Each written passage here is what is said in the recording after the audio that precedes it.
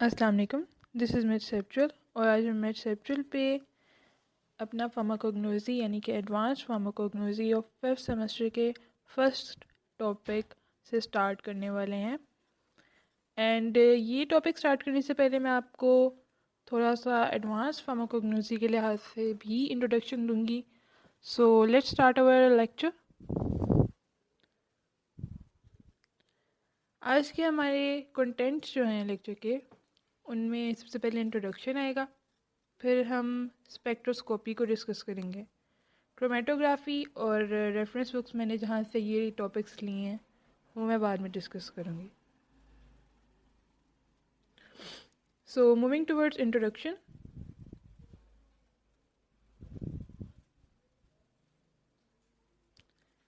सबसे पहले बैकग्राउंड की तरफ आते हैं कि फार्माकोग्नोसी तो आप लास्ट ईयर भी पढ़ रहे हैं, तो what is new. Last year जो आप पढ़ रहे हैं वो बेसिक फार्माकोग्नोसी थी, जिसकी इन्फॉर्मेशन आपके पास होना बहुत ज़रूरी है, जो अर्लियर हिस्ट्री में पढ़ी जाती थी या उससे रिलेटेड जितने भी डीलिंग्स होती थी। फिर हमारे पास जो है लेटर जब उसमें एडवांसमेंट हुई तो उन्होंने फार्माकोग्नोसी की एक नई ब्रांच जो है इंट्रोड्यूस करवाई, जिसको उन्होंने एडवांस्ड फार्माकोग्नोसी का नाम दिया। अब बेसिक फार्माकोग्नोसी और एडवांस फार्माकोग्नोसी में क्या डिफरेंस है, वो ये है कि जो बेसिक फार्माकोग्नोसी है वो हमारे पास सिर्फ डिस्क्रिप्शन, आइडेंटिफिकेशन, हिस्ट्री, कॉमर्स और यानी कि कैसे उसकी ट्रेड होती है, प्लांट की कलेक्शन, प्रिपरेशन और स्टोरेज से डील करती है, उस क्रूड ड्रग के इन सब प्रोसीजर से। लेकिन जो एडवांस फार्माकोग्नोसी है वो उस क्रूड ड्रग को लेके आइसोलेट करवाती है उसके डिफरेंट कॉन्स्टिट्यूएंट्स को by using modern techniques, by using modern procedures, और एक स्पेसिफिक जो कॉन्स्टिट्यूएंट है जो एक स्पेसिफिक अफेक्ट रखता है ह्यूमन बॉडी पे, उसको प्योरीफाई कर लेती है। अब ये जो प्योरीफाइड हमारे पास आ चुका है कॉन्स्टिट्यूएंट, इसको as a new drug product भी हम यूज़ कर सकते हैं। So advance pharmacognosy is focusing towards the discovery of new drug products, the discovery of new drugs. अब इस एडवांस फार्माकोग्नोसी में जितनी भी प्रोसीजर्स आएंगे वो हम आके पढ़ेंगे। अब आते हैं थोड़ी सी हिस्ट्री की तरफ कि हिस्ट्री में पहले फार्मासिस्ट का क्या रोल हुआ करता था।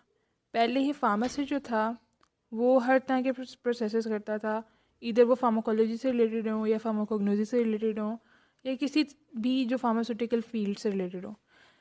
लेकिन आजकल का जो फार्मासिस्ट है वो हमारे पास आपको नज़र आता है इंडस्ट्रियल फार्मेसी पे, मैन्युफैक्चरिंग लेबॉर्ट्रीज़ के अंदर, और अगर प्रैक्टिसिंग फार्मासिस्ट की बात कर लें तो वो हमारे पास नज़र आएगा प्रिस्क्रिप्शन लेबॉर्ट्रीज़ के अंदर, और हॉस्पिटल फार्मासिस्ट भी हमारे पास प्रिस्क्रिप्शन लेबॉर्ट्रीज़ के अंदर ही होते हैं। राउंड्स पे भी होते हैं लेकिन उनका जो मेन रोल होता है वो फार्मेसी के ऊपर ही होता है, हॉस्पिटल फार्मेसी पे। सो इट्स नॉट दैट कि अब वो जो अर्ली फार्मासिस्ट है वो एनालिटिकल प्रोसेसेस परफॉर्म करे। इसके लिए जो है हिस्ट्री ने अब जैसे एवोल्यूशन हुआ तो एनालिटिकल केमिस्ट को इंट्रोड्यूस करवाया, जो हर तरह के केमिकल प्रोसेसेस और एनालिटिकल मेथड्स को डील करता था। अब इन एनालिटिकल मेथड्स के अंदर क्रोमेटोग्राफी भी आ जाती है, स्पेक्ट्रोस्कोपी भी आ जाती है, वेट एनालिसिस भी आ जाती है, ट्रिटोमेट्रिक एनालिसिस भी आ जाती है, ग्रेविमेट्रिक एनालिसिस भी आ जाती है, और एनएमआर स्पेक्ट्रोस्कोपी और मैस स्पेक्ट्रोस्कोपी भी आ जाती है। आपने इन टेक्निक्स के नाम से ज़्यादा परेशान नहीं होना, आगे जाके आप बहुत डिटेल में इनको पढ़ने वाले हैं। So moving towards next slide. अब जो क्रूड ड्रग है उसके से ही हमें पता चलता है कि ये किस तरह का इफेक्ट प्रोड्यूस करती है बॉडी पे। यहाँ पे एसे की डेफिनेशन लिखी हुई है कि एवोल्यूशन ऑफ क्रूड ड्रग या वो होल फॉर्म में हो या पाउडर्ड फॉर्म में हो, उसकी एवोल्यूशन को हम कहते हैं एसे। अब ये एवोल्यूशन उसकी पोटेंसी की है या कंसंट्रेशन की, ये डिपेंड करता है हमारा उस वक्त क्या रिक्वायरमेंट है। अब आ जाते हैं कितने टाइप्स ऑफ एसे होते हैं। यहाँ पर मैंने 3 टाइप्स ऑफ एसेज लिखे हैं। सबसे पहला है बायोलॉजिकल एसे। बायोलॉजिकल एसे के अंदर 2 एसेज आ जाते हैं, रेडियो इम्यूनो एसे जिसको हम RI कहते हैं, और ELISA enzyme linked immunosorbent assay. ये दोनों बहुत इंपॉर्टेंट हैं। जब भी हमारे पास कोई भी टेक्निक अवेलेबल नहीं होती एसे के लिए, तो बायोलॉजिकल एसे हमारे पास हमें सबसे यूज़फुल रहते हैं, क्योंकि कोई भी ड्रग या एज कॉन्स्टिट्यूएंट हमने यूज़ करना है, तो उसका कोई एज बायोलॉजिकल एक्टिविटी है तो हम उसको यूज़ कर रहे हैं as a drug. So biological assay हमारे पास हमेशा लास्ट चांस पे होते हैं। इनके थ्रू हम हर तरह की उस ड्रग को, पोटेंट ड्रग को ऐसे ही कर सकते हैं जिसके लिए कोई दूसरा ऐसे के लिए मेथड अवेलेबल नहीं है। सो इसी वजह से बायोलॉजिकल एसे को हम न्यू ड्रग्स की जो है डिस्कवरी के अंदर काफ़ी यूज़ करते हैं। लेकिन अब जो है बायोलॉजिकल एसे को फ़िज़िकल और केमिकल एसेज ने रिप्लेस कर दिया है, बिकॉज बायोलॉजिकल एसे के बहुत से डिसएडवांटेज हैं, क्योंकि ये बहुत टाइम टेकिंग प्रोसेस होता है। एक पूरे बायोलॉजिकल ऑर्गेनिज्म को लेकर उस पर टेस्टिंग करना और इस तरह के डिफरेंट एस्पेक्ट्स काफ़ी एक्सपेंसिव भी होते हैं, टाइम कंज्यूमिंग, और इस एक्सपेंसिव प्रोसेस की वजह से केमिकल और फिज़िकल मेथड्स यूज़ किए जाते हैं ताकि हमारे पास जल्दी से जल्दी रिजल्ट्स आ सकें और हम उस प्रोडक्ट को मैन्युफैक्चर कर सकते हैं। इसी वजह से they are getting more and more dominant. अब हम उन स्टैंडर्डाइजेशन टेक्निक की तरफ चलते हैं जो डेली लाइफ में यूज़ होती हैं। सबसे पहले हमारे पास फिज़िकल एसे। फिज़िकल एसे में हमारे पास स्पेक्ट्रोमेट्री आ जाते हैं। Spectrometry is a very wide class. इसके अंदर बहुत सी सब क्लासेस आती हैं। जो है सबसे पहले है क्लोरीमेट्री, यहाँ पे स्पेलिंग की मिस्टेक है, ओ होता है CO। और उसके अलावा है हमारे पास फ्लोरेसेंस एनालिसिस। ये 2 आते हैं फिज़िकल एनालिसिस के अंदर स्पेक्ट्रोमेट्री के।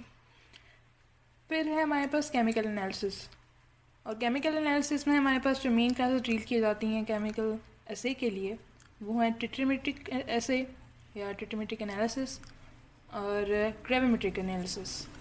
ट्रिटिमेट्रिक एनालिसिस अगर आपको याद हो तो टाइट्रेशन में आप पढ़ रहे हैं, उसके अंदर क्या होता है, आप एंड पॉइंट तक जो है ऐसे ही करते हैं और फिर उससे आपको पता चलता है कि एक स्पेसिफिक सोल्यूशन की कंसंट्रेशन क्या है, और फिर से ऑनवर्ड आप कैलकुलेशंस कर लेते हैं।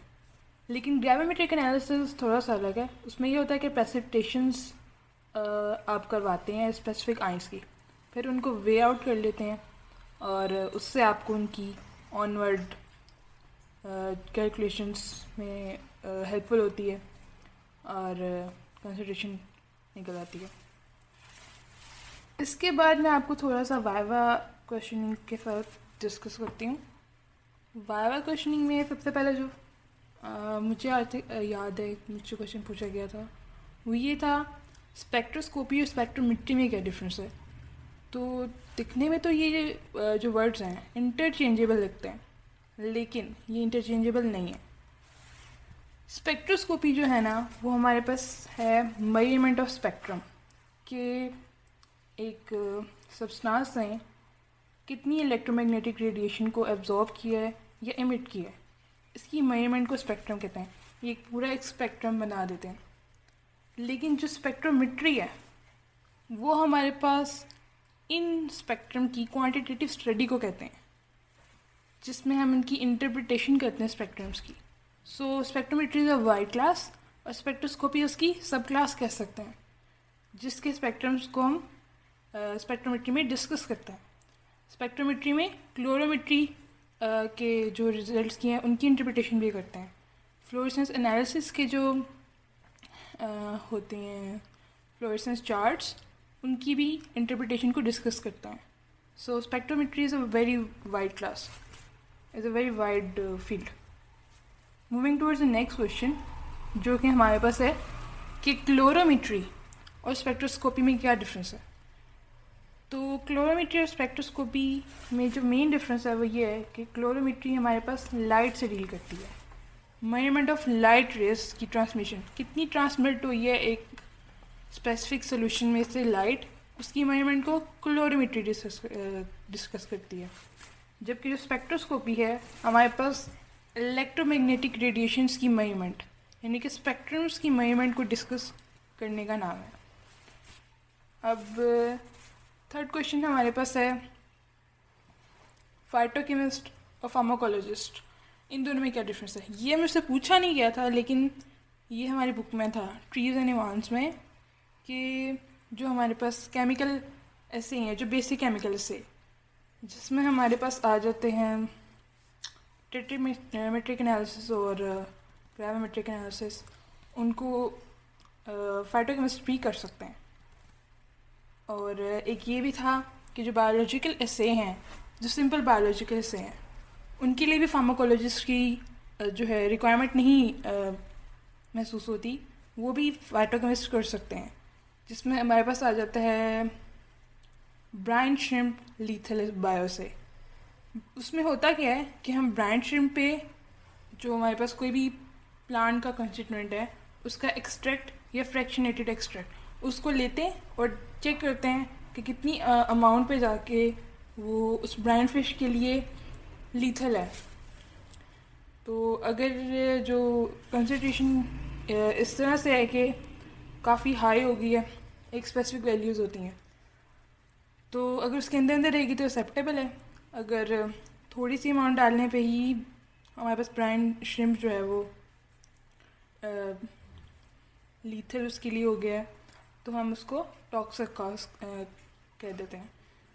सो इसके अंदर जो डिफरेंस मेन है कि फाइटोकेमिस्ट हमारे पास फाइटोकेमिस्ट्री से डील करता है, जिसमें हमारे पास कोई भी प्लांट की पूरी केमिस्ट्री को डिस्कस करना होता है कि उसको कैसे कल्टीवेट किया जाता है, उसको कैसे कलेक्ट किया जाता है, कैसे उसकी प्रोसेसिंग होती है, कैसे उसकी केमिकल उसके अंदर कौन से केमिकल कॉन्स्टिट्यूएंट्स पाए जाते हैं, और उसकी एवेल्यूएशन कैसे करनी है, माइक्रोस्कोपिक एवेल्यूएशन करनी है या कोई भी दूसरे केमिकल टेस्ट करने हैं उस पर, सिंपल केमिकल टेस्ट। लेकिन जो फार्माकोलॉजिस्ट है वो हमारे पास फार्माकोलॉजी से डील करता है, जिसमें हमारे पास फार्माकोडायनामिक्स और फार्माकोकाइनेटिक्स ऑफ ड्रग सब्सटेंस आती है। ये हो गया हमारे पास 5 क्वेश्चंस। अब मैं चल रही हूँ कि जो हमारे पास फ्रैक्शन डिस्टिलेशन और प्योरीफिकेशन क्यों की जाती है। कोई भी असे है, हमने किसी भी सब्सटेंस पे असे करना है, तो जैसे कि मैंने बताया था कि प्रीवियसली तो हम पूरा दे देते थे, आइडेंटिफाई करते थे कि ये प्लांट है, इसका एक्सट्रैक्ट बना के इसको ये मेडिसिनल पर्पस के लिए यूज़ करना है। लेकिन अब हम क्या कर रहे हैं, उसके अंदर से स्पेसिफिक कोई कॉन्स्टिट्यूएंट ले रहे हैं और उसको ऐसे कर रहे हैं और उससे जो है प्रोडक्ट बना रहे हैं, मेडिकल ड्रग प्रोडक्ट बना रहे हैं, मेडिसिन बना रहे हैं। तो उसके लिए फ्रैक्शनेशन और प्यूरिफिकेशन इज़ वेरी इंपॉर्टेंट। सबसे पहले हमारे पास है इसमें स्पेक्ट्रोस्कोपी। स्पेक्ट्रोस्कोपी से हम उसका स्ट्रक्चर आइडेंटिफाई करते हैं, कोई भी प्लांट या कुछ भी। इसके अलावा उसकी क्वांटिटेटिव एनालिसिस भी कर लेते हैं कि कितनी क्वांटिटी में पाया जाता है इस प्लांट में ये स्पेसिफिक कॉन्स्टिट्यूएंट, और इस तरह की दूसरी क्वांटिफिकेशंस करते हैं। और जो क्रोमेटोग्राफी है ये भी आइडेंटिफिकेशन ऑफ स्पेसिफिक कॉन्स्टिट्यूएंट्स के लिए यूज़ होती है। यहाँ पे जो मैंने थर्ड लिखा है वो है क्रोमेटोग्राफी कपल्ड स्पेक्ट्रोस्कोपी। ये बहुत ही वाइड इसकी एप्लीकेशन है, जिसमें हम क्रोमेटोग्राफी को आइडेंटिफाई करने के लिए यूज़ करते हैं कि इस कॉन्स्टिट्यूएंट को हमने आइडेंटिफाई करना है। और जब उसको आइडेंटिफाई कर लेते हैं तो फिर आगे से उसके ऊपर स्पेक्ट्रोस्कोपिक एनालिसिस यूज़ करके उसके स्ट्रक्चर एलुसिडेशन और दूसरी क्वांटिफिकेशन करते हैं। So the third type has the widest application. सबसे पहले हम डिस्कस करेंगे स्पेक्ट्रोस्कोपी को। इससे पहले कि हम स्पेक्ट्रोस्कोपी की टाइप्स पर जाएं, सबसे पहले एक बेसिक इंट्रो ले लेते हैं स्पेक्ट्रोस्कोपी का। स्पेक्ट्रोस्कोपी के बेसिक इंट्रोडक्शन में हमारे पास उसकी डेफिनेशन आती है। ये डेफिनेशन ये कहती है कि हम स्पेक्ट्रोस्कोपी के अंदर मेजर करते हैं इलेक्ट्रोमैग्नेटिक रेडिएशंस को। कौन सी इलेक्ट्रोमैग्नेटिक रेडिएशंस को? जो कि एक सैम्पल मॉलिक्यूल्स यानी कि सैम्पल के मॉलिक्यूल्स ने एमिट की होती है या एब्जॉर्ब की होती है। अब ये एमिट एब्जॉर्ब रिफ्लेक्शन का जो फिनोमेना ये कब होता है?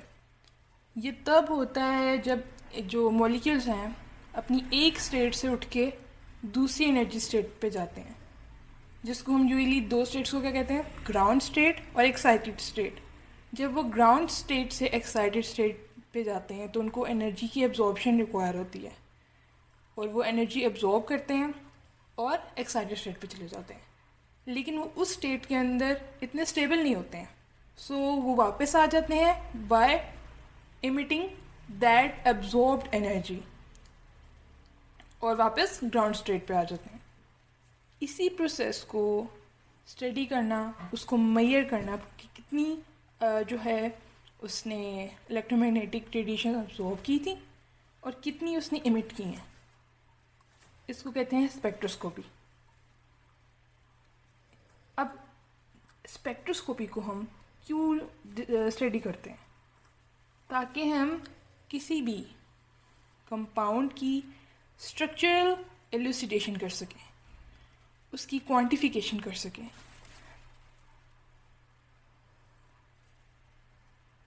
इसके अंदर जो एक बहुत ही कॉमन सी इक्वेशन यूज़ की जाती है, that is delta E is equals to h into v. Delta E जो है यहाँ पे हमारे पास एनर्जी डिफरेंस है, वो एनर्जी डिफरेंस जो मॉलिक्यूल ने एनर्जी एब्जॉर्ब करके ग्राउंड स्टेट से एक्साइटेड स्टेट में जाने के लिए किया था। और यहाँ पे जो एच है वो है हमारे पास है प्लैंक्स कांस्टेंट, जिसकी वैल्यू होती है 6.626 मल्टीप्लाई बाय 10⁻⁻34 जॉल सेकेंड। जो हमारे पास वी है वो है फ्रीक्वेंसी ऑफ द पार्टिकल जिसने एब्जॉर्ब की थी एनर्जी और एक्साइटेड स्टेट में चला गया था। ये जो इक्वेशन है, इसमें अगर हम v को c डिवाइडेड बाय लैम्डा से रिप्लेस कर दें तो हमारे पास ऑनवर्ड डेरिवेशन स्टार्ट होती है। c जो है हमारे पास है स्पीड ऑफ लाइट, जो होती है 3 मल्टीप्लाई बाय 10⁸8 मीटर पर सेकेंड। और जो यहाँ पे लैम्डा है ये वो वेवलेंथ है जो कि उस पार्टिकल ने या उस मॉलिक्यूल ने इलेक्ट्रोमैग्नेटिक रेडिएशन एब्जॉर्ब की थी, उसकी वेवलेंथ, उस इलेक्ट्रोमैग्नेटिक रेडिएशन की वेवलेंथ। अब जो हमारे पास 1 डिवाइडेड बाय लैम्डा है ये इक्वल होता है वेव नंबर के, जिसको हम वी डैश करते हैं। अब ये वी बार जो है या वी डैश, इसके जो डैश है ये अबव आती है उसके साइन के, लेकिन मेरे पास यहाँ पे कंप्यूटर में नहीं आ रहा था, सो मैंने उसके बिलो ही यूज़ कर दी। सो ये हमारे पास थी इक्वेशन। अब स्पेक्ट्रोस्कोपी की कुछ टाइप्स होती हैं। अब इसका जो बेसिस है इन टाइप्स की वो है कि किस तरह से मॉलिक्यूल्स या मैटर वो इंटरेक्ट कर रहे हैं इलेक्ट्रोमैग्नेटिक रेडिएशन से। सबसे पहली जो टाइप आ जाती है वो है हमारे पास एब्जॉर्प्शन की, एब्जॉर्प्शन स्पेक्ट्रोस्कोपी। इसमें क्या होता है कि जो हमारे पास कोई भी मॉलिक्यूल है वो एनर्जी या इलेक्ट्रोमैग्नेटिक रेडिएशंस को एब्जॉर्ब करता है। इसकी एग्जांपल में हमारे पास आती है यूवी विजिबल स्पेक्ट्रोस्कोपी और इंफ्रारेड स्पेक्ट्रोस्कोपी। सेकंड टाइप जो है उसमें हमारे पास इमिशन होती है इलेक्ट्रोमैग्नेटिक रेडिएशंस की, जिसको हम कहते हैं इमिशन स्पेक्ट्रोस्कोपी। इसकी एग्जांपल में हमारे पास है फ्लोरेसेंस स्पेक्ट्रोस्कोपी, जिसमें specific type of colours emit करते हैं कंपाउंड्स। नेक्स्ट टाइप है हमारे पास स्कैटरिंग और डिफ्रैक्शन एंड रिफ्लेक्शन स्पेक्ट्रोस्कोपी। इसमें हमारे पास जो है स्कैटरिंग, डिफ्रैक्शन और रिफ्लेक्शन का फिनोमेना शो होता है। इसकी एग्जांपल में हमारे पास है एक्स-रे क्रिस्टलोग्राफी। एक्स-रे जो है हमारे पास डिफ्रैक्शन और स्कैटरिंग का फिनोमेना शो करते हैं, इसके अलावा रिफ्लेक्ट भी होते हैं। इनको हम यूज़ करते हैं एग्जामिन करने के लिए arrangement of atoms in a crystal, usually proteins, जिससे हम बर्थ के जो डिफेक्ट्स हैं उनको यू कैन से टेस्ट कर सकते हैं। फोर्थ टाइप जो है वो हमारे पास है रेजोनेंस और कोहेरेंस। रेजोनेंस और कोहेरेंस में जो आती है रेजोनेंस का फिनोमेना, इसमें होता है इलेक्ट्रोमैग्नेटिक रेडिएशंस कपल करते हैं क्वांटम स्टेट ऑफ मैटर के साथ। इसकी एग्जांपल है NMR, nuclear magnetic resonance spectroscopy. इसको हम आगे जाके डिटेल में डिस्कस करने वाले हैं आज। इम्पीडेंस है हमारे पास फिफ्थ टाइप। इसमें होता है कि जो इलेक्ट्रोमैग्नेटिक रेडिएशन है उनकी पाथवे की इम्पीडिंग होती है, और इसकी एग्जांपल हमारे पास रिफ्रैक्शन ऑफ लाइट की केस में शो होती है कि जब हम कोई भी पेंसिल वाटर में डालते हैं तो हमें साफ पता चलता है कि वो बेंड हुई हुई नज़र आती है, but that's not the way कि वो बेंड होती है, इट्स रिफ्रैक्शन। सिक्स और लास्ट टाइप जो हमारे पास है वो है इन इलास्टिक स्कैटरिंग, जिसमें इलेक्ट्रोमैग्नेटिक रेडिएशंस की वेवलेंथ शिफ्ट कर जाती हैं। इस शिफ्टिंग को भी हम आगे डिटेल में पढ़ने वाले हैं। इसकी एग्जांपल है रमन स्पेक्ट्रोस्कोपी। नेक्स्ट जो हमारे पास है इलेक्ट्रोमैग्नेटिक स्पेक्ट्रम। अब हमने पीछे पढ़ा है कि इलेक्ट्रोस्कोपी क्या होती है।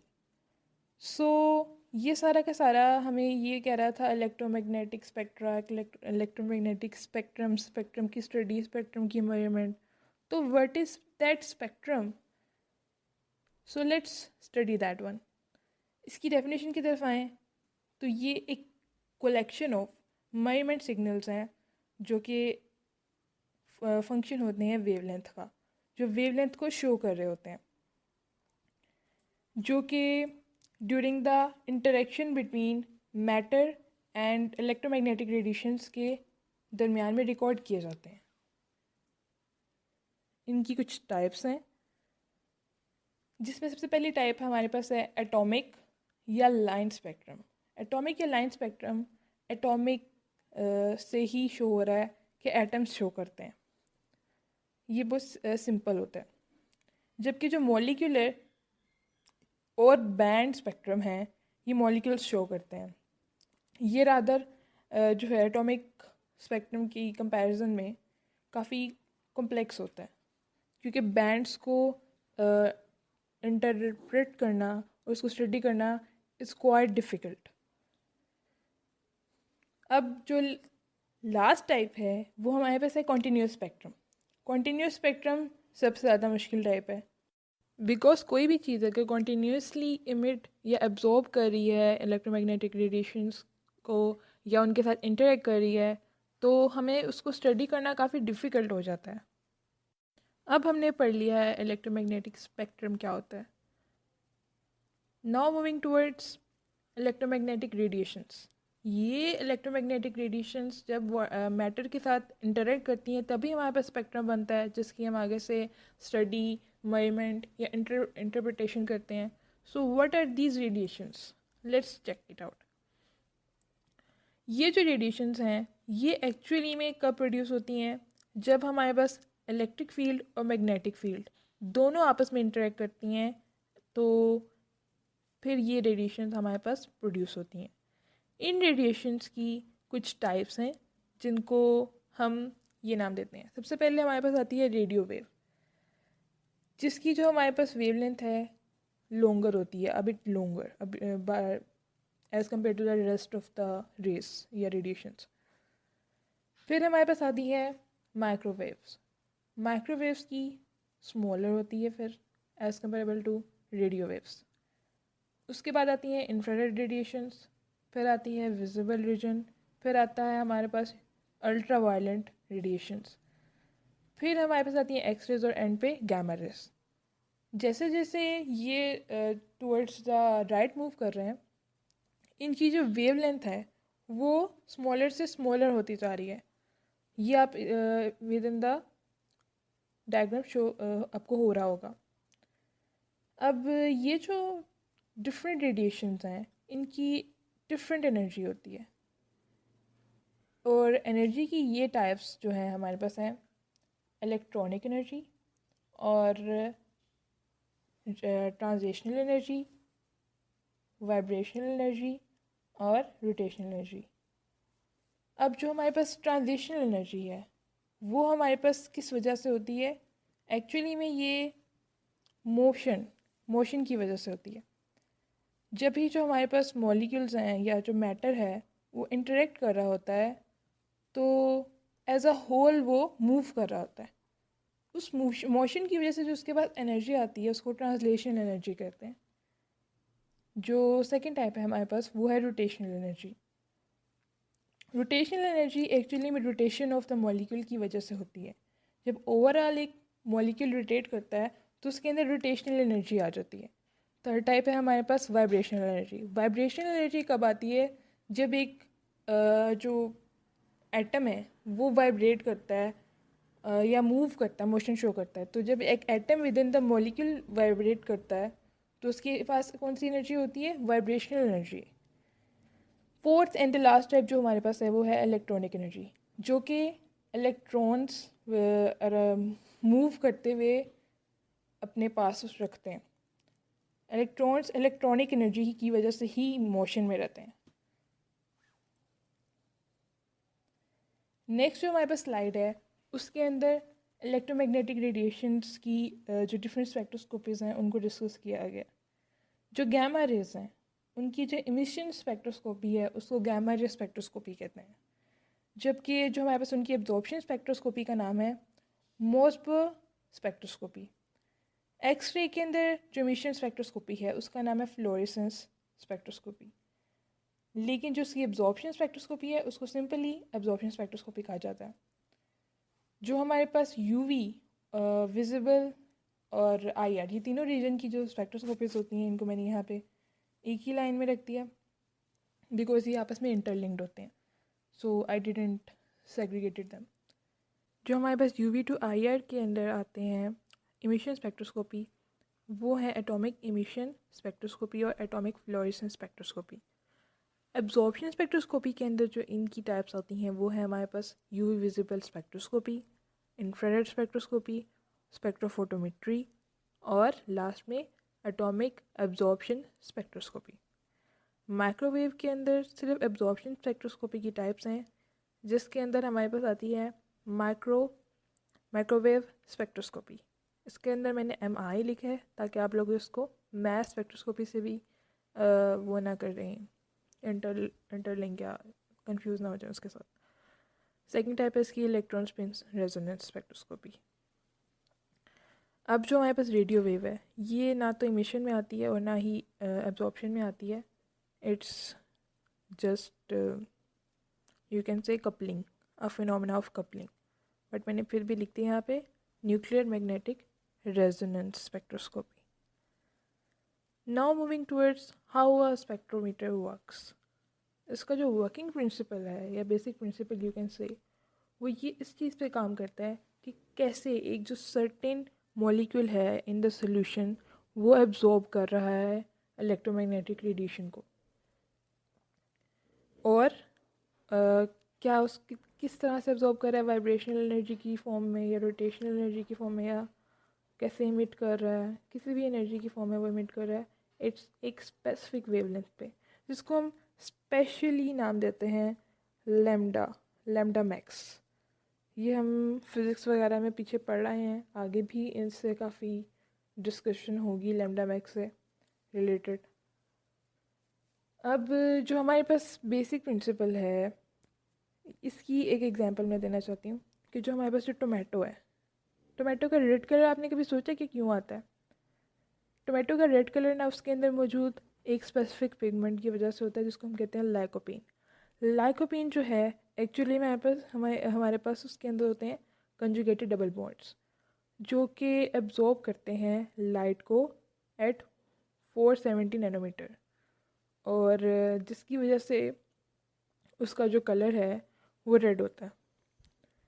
अब इसके अलावा भी बहुत सी एग्जांपल्स दी हुई थी बुक में, जैसे कि कार्डियक ग्लाइकोसाइड्स के अंदर बताया हुआ था कि जो ब्यूटेनोलॉइड है, ये ब्यूटेनोलॉइड चेन जो है ये एब्जॉर्ब करती है इंफ्रारेड रेस को एट 215 टू 220 नैनोमीटर की वेवलेंथ पर, और जिसकी वजह से जो है ये अपना थेरेप्यूटिक इफेक्ट और इसकी स्ट्रक्चरल एलिसिडेशन की जा सकती है। अब जो कार्बोनाइल ग्रुप है, कार्बोनाइल ग्रुप में हमारे पास सारे वो आ जाते हैं जिसके अंदर CO बॉन्ड होते हैं, जैसे कि कीटोन, कार्बोक्सिलिक एसिड और एस्टर्स। ये स्ट्रॉन्गली एब्जॉर्ब करते हैं इंफ्रारेड रेडिएशंस को एट 5.7 to 6.1 माइक्रोन मीटर की वेवलेंथ। सो ये कुछ एग्जांपल्स थी जो बुक के अंदर दी हुई थी ट्रीज एंड एवांस के अंदर। अब इसके अलावा जो हमारे पास बेसिक प्रोसीजर है, इसके अंदर जो हमारे पास आता है कि कैसे हम कोई भी सैंपल रन करते हैं स्पेक्ट्रोमीटर में या स्पेक्ट्रोमीटर के अंदर। इसके अंदर दो होते हैं सैंपल्स, नहीं यू कैन से दो चैम्बर्स। एक होता है जिसमें हम ब्लैंक सोल्यूशन लेते हैं, जिसमें सिर्फ और सिर्फ सॉल्वेंट होता है। उसकी जो हमारे पास होती है ट्रांसमिटेंस, उसको कैलकुलेट करते हैं, जिसमें से और जो सैंपल में से पास आउट होने के बाद आती है उसकी ट्रांसमिटेंस कैलकुलेट करते हैं। और टोटल ट्रांसमिटेंस इन्हीं की जो आपस में रेशियो है वो होती है टोटल ट्रांसमिटेंस। अब जब भी हमारे पास कोई ऐसे क्वेश्चन पूछ ले कि हम ब्लैंक सोल्यूशन क्यों यूज़ करते हैं स्पेक्ट्रोमीटर में, ब्लैंक चैम्बर क्यों यूज़ करते हैं, तो आपने उसको एक देना है रीज़न कि जो वाटर है या सॉल्वेंट वो भी उसके पास भी कैपेबिलिटी है कि वो एब्जॉर्ब करे अपने अंदर इलेक्ट्रोमैग्नेटिक रेडिएशंस को या अल्ट्रा वायलेंट रेडिएशंस को, किसी तरह की भी जो इलेक्ट्रोमैग्नेटिक रेडिएशंस हैं उनको एब्जॉर्ब रखने की कैपेबिलिटी रखता है। So to deduct that value out of our calculations, we have to perform that blank solution spectroscopy. So this was the answer. Now moving towards the transmittance. Transmittance असल में ratio होती है I divided by I not की। I जो हमारे पास वो light की intensity थी जो कि हमारे पास उसमें से आई थी सैंपल में से, और आई नोड उस इंटेंसिटी का हमने नाम दिया है जो कि ब्लैंक में से आई थी, जिसमें सिर्फ और सिर्फ सॉल्वेंट था।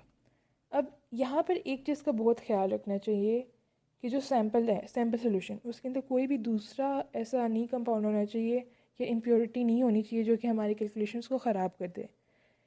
जो हमारे पास कोई भी एनालाइट है, एनालाइट कहते हैं एक्चुअली में उसको, तो एनालाइट होता है जिस पर हम ऐसे कर रहे हैं, ऐसा कोई भी कंपाउंड या केमिकल जिसमें हम हमारा ऐसे ऑन गोइंग हो, उसको एनालाइट करते हैं। उसके अंदर किसी तरह की भी इम्प्योरिटी नहीं होनी चाहिए, वरना तो हमारे रिजल्ट्स को भी इफ़ेक्ट करती है, इसके अलावा जो हमारी कैलकुलेशंस हैं उनको भी इफ़ेक्ट करती है। सपोज़ आपके पास कोई इम्प्योर सोल्यूशन है तो आप क्या करेंगे? ऐसे केस में हमारे पास क्लोरीमेट्रिक एनालिसिस को फॉलो किया जाता है, बिकॉज जो TLC है और जो पेपर क्रोमेटोग्राफी है, इनसे जब हम कोई भी चीज़ सेपरेट करते हैं तो उसके अंदर पेपर के और या थिन लेयर के फ्रेगमेंट्स रह जाते हैं, जिसकी वजह से हमारे पास जो वो कंपोनेंट है या कॉन्स्टिट्यूएंट है वो थोड़ा सा इम्प्योर हो जाता है। तो उसके लिए हम स्पेक्ट्रोफोटोमीटर से क्लोरीमेट्रिक एनालिसिस करवाते हैं। Now moving towards optical density. Optical density actually में लॉगरिथम ऑफ 1 बाय ट्रांसमिटेंस होता है। ये एक्चुअली एब्जॉर्बेंस के इक्वल होता है, ये हमारे पास इक्वेशन में शो हो रहा है। इसी से मुझे एक लॉ याद आता है जो कि है बियर-लैम्बर्ट लॉ, जो मैं आपको समझती हूँ बहुत इम्पोर्टेंट है समझाना। बियर-लैम्बर्ट लॉ ने ये कैसे आया था? सबसे पहले लैम्बर्ट ने अपनी पोस्टुलेट्स रखे थे सामने, फिर उसके बाद बियर ने उसको मॉडिफाई किया था। कुछ लोग इसको बियर्स का लॉ कहते हैं, हमारी बुक में उस फार्माकोग्नोसी की बुक में इसको बियर्स लॉ का नाम दिया हुआ है। लेकिन एक्चुअली लैम्बर्ट की भी तो अचीवमेंट को एक तरह से यू कैन से हमें करना चाहिए कंसिडर, सो हमने इसका नाम बियर लैम्बर्ट लॉ ज़्यादा प्रेफर किया हुआ है। इसके अंदर क्या है एक्चुअली में स्टेटमेंट कि जो हमारे पास एक प्योर सब्सटेंस है वो उसकी जो एब्जॉर्प्शन स्पेक्ट्रम है वो एक स्पेसिफिक वैल्यू देती है ऑप्टिकल डेंसिटी की एट डिफरेंट वेवलेंथ्स। जब हमारे पास जो कंसंट्रेशन कोई हमने स्पेसिफिक कंसंट्रेशन रखी हो और जो हमारे पास थिकनेस है जो ट्रांसफर करके लाइट गई है उस सोल्यूशन की वो 1 सेंटीमीटर रखी गई हो हमने, यहाँ पे हमने 1 सेंटीमीटर रखी है इस लॉ के अंदर। तो हमारे पास एक इक्वेशन आती है जो है E is equals to constant into c into l. यहाँ पे जो हमारे पास E है वो हमारे पास है ऑप्टिकल डेंसिटी, और ये जो कांस्टेंट है ये एक्चुअली मोलर एब्जॉर्प्टिविटी कोफिशिएंट होता है, और जो यहाँ पे C है वो हमारे पास कंसंट्रेशन है, और जो हमारे पास L है वो हमारे पास ऑप्टिकल पाथ लेंथ है। यहाँ पर ये हमें शो कर रहा है कि जो ऑप्टिकल डेंसिटी है ये डायरेक्टली प्रोपोर्शनल है कंसंट्रेशन और ऑप्टिकल पाथ लेंथ के, और जो मोलर अब्जॉर्प्शन कोफिशिएंट है इसको एक इक्वेशन में कन्वर्ट कर रहा है। मोलर एब्जॉर्प्शन कांस्टेंट निकालने के लिए हमारे पास जो फॉर्मूला नीचे दिया गया है, इसमें जो ये E 1 सेंटीमीटर है ना, ये एक्चुअली यूज़ किया जाता है, इससे कैलकुलेट किया जाता है हमारे पास ये कांस्टेंट। हर कंपाउंड के लिए ये कांस्टेंट डिफरेंट होगा। तो इसकी डेफिनेशन एक्चुअली में इस तरह से है कि ये भी एक्चुअली ऑप्टिकल डेंसिटी है, लेकिन ये 1% वेट बाय वॉल्यूम सॉल्यूशन की डेंसिटी है, जिसकी जो जिसमें से लाइट ने 1 सेंटीमीटर थिकनेस से पास थ्रू होकर ऑप्टिकल डेंसिटी कैलकुलेट की गई है।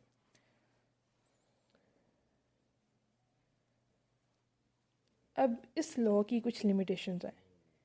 इसकी लिमिटेशंस ये हैं कि ये लॉ तभी अवे होता है जब हम इसके ऊपर मोनोक्रोमेटिक लाइट थ्रो करते हैं या ट्रांसमिट करवाते हैं इसमें से।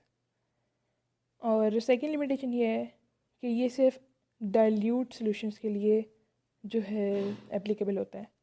हमें जब भी ये बी एल लैम्बर्ट लॉ से कैलकुलेशंस करवानी है तो सॉल्यूशंस को एक स्पेसिफिक रेंज तक डाइल्यूट करना पड़ता है।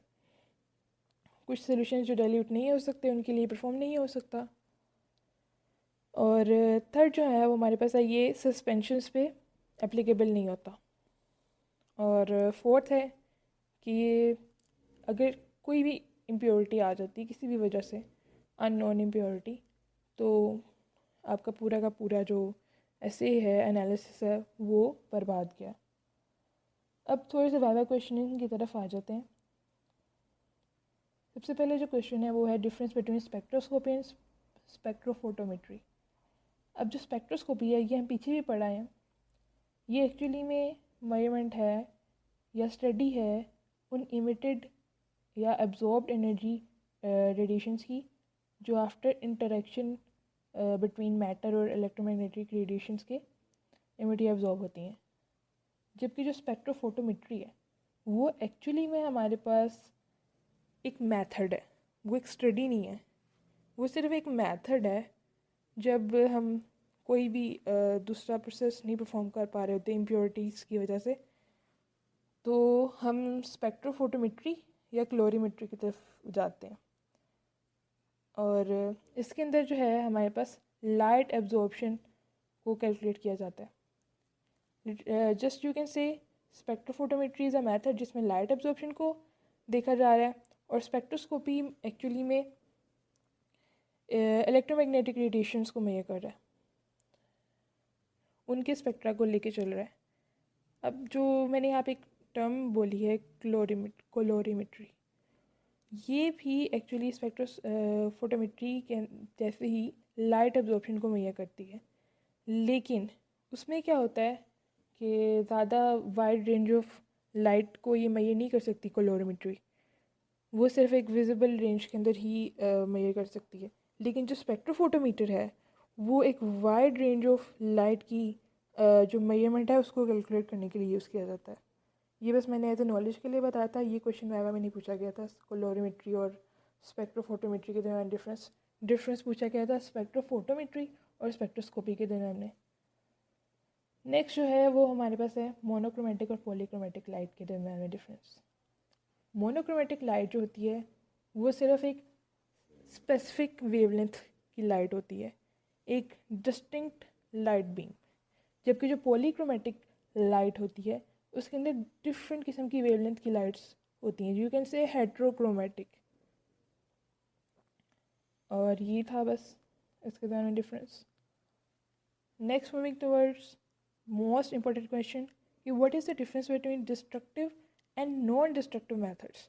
डिस्ट्रक्टिव मैथड्स में क्या होता है कि जो हमारे पास ऐसे करने के लिए कंपाउंड है या स्पेसिमेन है वो जो है डैमेज हो जाता है और हम उसको रीयूज़ नहीं कर सकते, जबकि जो नॉन डिस्ट्रक्टिव मेथड है उसमें उस कंपाउंड को दोबारा से रीयूज़ किया जा सकता है बिकॉज उसके अंदर इतनी ज़्यादा डैमेज नहीं होती है।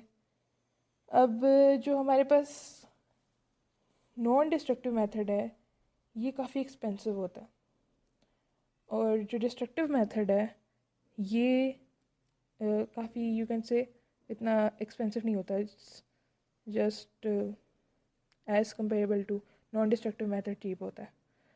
लेकिन जो नॉन डिस्ट्रक्टिव मेथड है इसमें एक अच्छी बात यह है कि बहुत सिंपल होता है, जबकि जो डिस्ट्रक्टिव मेथड है ये थोड़ा सा कॉम्प्लेक्स होता है। अब यहाँ पे कुछ एग्जांपल्स दी गई हैं। सबसे पहले जो हमारे पास डिस्ट्रक्टिव मेथड के अंदर है ये है, सॉरी यहाँ पे एग्जांपल्स भी रिप्लेस हो गई हैं। एग्जांपल्स जो है डिस्ट्रक्टिव की वो है मैस स्पेक्ट्रोस्कोपी। यहाँ पे लिखा हुआ है ICP मैस स्पेक्ट्रोस्कोपी। ये एक्चुअली होता है इंड्यूस्ड मैस स्पेक्ट्रोस्कोपी, जिसमें प्लाज्मा के थ्रू हम इंड्यूस करवाते हैं चार्जेस और फिर उसके बाद हम स्पेक्ट्रोस्कोपी मैस के थ्रू करते हैं एनालिसिस। और IR और रमन स्पेक्ट्रोस्कोपी जो हैं ये हैं नॉन डिस्ट्रक्टिव टेस्टिंग की एग्जांपल्स। आप लोग करेक्ट कर लीजिएगा, यहाँ पे स्लाइड्स में भी मैं बाद में करेक्ट करूँगी। अब जो यहाँ पे स्टैंडर्डाइजेशन के लिए है, कोई भी हमने स्पेक्ट्रोस्कोपी करनी है, ऐसे ही करना है, सबसे पहले उसका स्टैंडर्ड कर्व बनाना है। स्टैंडर्ड कर्व जो है एक्चुअली में यूजुअली अवेलेबल होता है हमारे पास PPOs के अंदर, USPs के अंदर, लेकिन कुछ लोग जब न्यू कंपाउंड जो है डिस्कवर कर रहे होते हैं तो उनको सबसे पहले स्टैंडर्ड कर्व प्रिपेयर करना पड़ता है। स्टैंडर्ड कर्व को प्रिपेयर करने के अंदर सबसे पहले स्टैंडर्ड सोल्यूशन प्रिपेयर करना है और फिर उसके बाद उसकी optical density at lambda max calculate कर लेनी है। फिर उसके बाद जो आपका सैम्पल कर्व है उसको कैलकुलेट करना है। उसका कैलकुलेशन से पहले उसको डाइल्यूशन करनी है ताकि वो BL लैम्बर्ट लॉ को फॉलो करता रहे। फिर उसके बाद उसकी ऑप्टिकल डेंसिटी मेजर करके स्टैंडर्ड कर्व के साथ उसकी कंपैरिजन कर लेनी है। उससे आपको पता चल जाएगा कि आपके स्टैंडर्ड में और इसमें क्या डिफरेंस है और फिर आपको उससे अपने एनालिसिस की पोस्टुलेट्स पता चल जाएंगे। अब जो हमारे पास स्टैंडर्डाइजेशन स्पेक्ट्रोस्कोपी है इसके अंदर इसके थ्रू हम डिफरेंट कंपाउंड्स को ना ऐसे कर सकते हैं। अब ये जो असेज हैं ये 1 पॉइंट असे भी हो सकते हैं, 2 पॉइंट असे भी हो सकते हैं और 3 पॉइंट असेज भी हो सकते हैं। 1 पॉइंट असे क्या है कि हमने किसी एक स्पेसिफिक वेवलेंथ पे जो है जो उसकी लैम्डा मैक्स है उस पर असे किया और हमें दोनों जो है कंपाउंड्स के डिफरेंट वेवलेंथ्स मिल गए।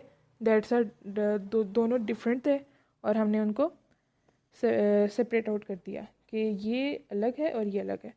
लेकिन ये जो 2 पॉइंट ऐसे है इसमें क्या होता है कि हमें 2 वेवलेंथ्स पे चेक करना पड़ती है, फिर हमें जाके उन दोनों कंपाउंड्स के अंदर डिफरेंस जो है कंफर्म हो पाता है। जैसे कि स्ट्रिक्निन और ब्रूसिन की एक एग्जांपल मैं 2 पॉइंट एनालिसिस में दूंगी। स्ट्रिक्निन और ब्रूसिन की जो है ना ये ऑप्टिकल डेंसिटी, इसको 262 नैनोमीटर पे भी देखा जाता है और 300 नैनोमीटर पे भी देखा जाता है। 262 पे ना स्ट्रिक्निन की होती है 322 ऑप्टिकल डेंसिटी, जबकि जो ब्रूसिन की है वो 312 होती है। इसमें ज़्यादा डिफरेंस नहीं है, इसलिए इसको थोड़ा सा मेजर करना डिफ़िकल्ट होता है। इसलिए सेकेंड वेवलेंथ पे भी इसकी देखी जाती है, जहाँ पे जो हमारे पास स्ट्रिक्निन की 300 नैनोमीटर पर 5.16 होती है ऑप्टिकल डेंसिटी, जबकि जो हमारे पास ब्रूसिन की है वहाँ पर 216 होती है ऑप्टिकल डेंसिटी 300 नैनोमीटर की वेवलेंथ पर।